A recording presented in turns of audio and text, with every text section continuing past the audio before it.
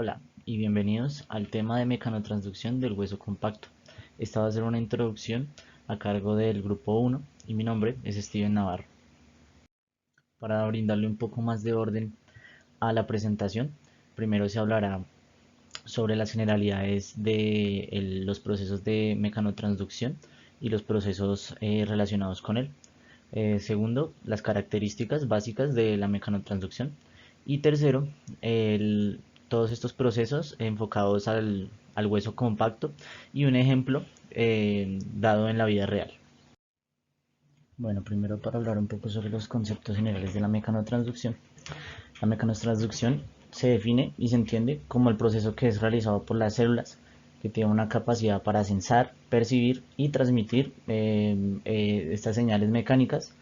mediante componentes tanto intracelulares como extracelulares, los cuales generan una respuesta en la célula que puede ser mecánica, química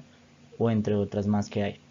Todos estos procesos nos ayudan a integrar los conceptos fisiológicos propios de cada tejido y comprender mejor la fisiología de los tejidos con estas características.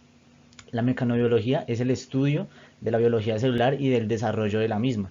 Su objetivo es analizar y comprender las respuestas celulares ante la estimulación mecánica y comprender los mecanismos de mecanotransducción que se encuentran en la célula, en el tejido que se esté analizando. El avance de esta rama es un poco complejo debido a que los experimentos son bastante poco accesibles y la interpretación de los resultados y el aislamiento de los estímulos son bastante complejos. Otro término frecuente que nos va a ayudar para la comprensión de la temática son los mecanorreceptores, que son estructuras biológicas que se encuentran embebidas en las células y se encuentran de distintas formas, como moléculas o proteínas, las cuales tienen la capacidad de percibir los estímulos que vengan del exterior y transmitir estas señales para llegar a un organelo objetivo, como lo veremos después, por ejemplo en el núcleo, para generar una respuesta. Un ejemplo conocido de mecanorreceptor son las adhesiones focales. Ahora hablando un poco más en profundidad sobre el concepto de mecanotransducción, como ya lo había mencionado antes, son tres pasos: la transmisión de los estímulos, el procesamiento de las señales y la generación de la respuesta. En la transmisión de los estímulos tenemos como los estímulos mecánicos son percibidos por la membrana y por el citoesqueleto de la célula, aunque esto va variando dependiendo del tipo de tejido del cual estemos hablando. Este proceso genera una cascada de eventos, los cuales son inmediatos, que esta es algo muy característico de la mecanotransducción, que los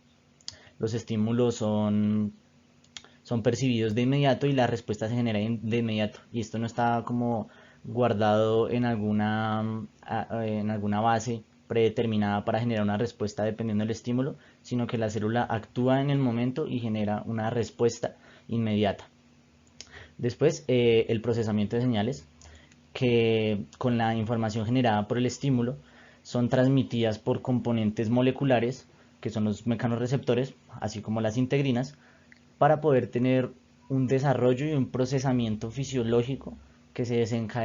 desencadenará una respuesta química, ya sea natural o patológica, dependiendo de cómo haya sido el desarrollo de este procesamiento. Y finalmente, en la generación de la respuesta, eh,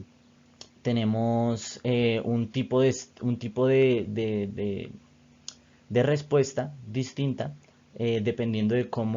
qué tan fuerte fue la intensidad o qué tan leve fue la intensidad del estímulo o cómo fue el proceso. Estos estímulos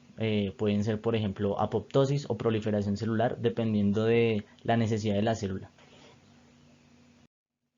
Los procesos específicos de mecanotransducción en el tejido óseo, uno de los más representativos haciendo un enlace entre las generalidades ya mencionadas de la mecanotransducción, son por ejemplo la remodelación y modelación ósea, que es llevada a cabo por las células específicas del tejido óseo, como los osteoclastos y los osteoblastos. Los osteoclastos lo que hacen es mediante los estímulos percibidos del exterior, ellos remodelan el hueso, remodelan el tejido óseo dependiendo de si ya está desgastado o si ha sufrido alguna tensión por algún tipo de carga. Y el proceso de modelación ósea se lleva a cabo por los osteoblastos para generar este nuevo tejido. Lo mismo dependiendo del estímulo mecánico que haya tenido, y este se adapta conforme a la intensidad del estímulo previo que tuvo el tejido. Otro proceso de mecanotransducción en el hueso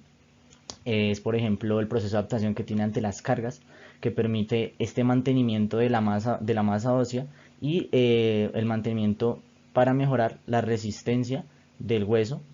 y mejorar su capacidad tensegril. Los osteocitos, cabe destacarlos, que son las células más importantes para los procesos mecanotransductores del hueso, debido a que aproximadamente el 90% del tejido óseo está compuesto por estas células osteoblásticas, y los canalículos que están formados en el tejido óseo hace que están compuestos por osteocitos, hace que esta célula sea bastante importante y relevante para la mecanotransducción. Para finalizar esta introducción y poder contrastar un poco todo lo, toda la información abordada anteriormente, hay un estudio que nos revela cómo la adaptación que hay ante las cargas en el tejido óseo,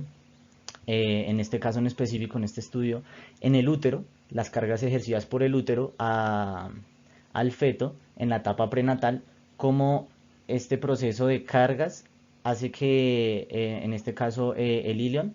se adapte ante estas cargas, y las zonas donde en la etapa prenatal, debido a estas contracciones musculares, a esta tensión ejercida,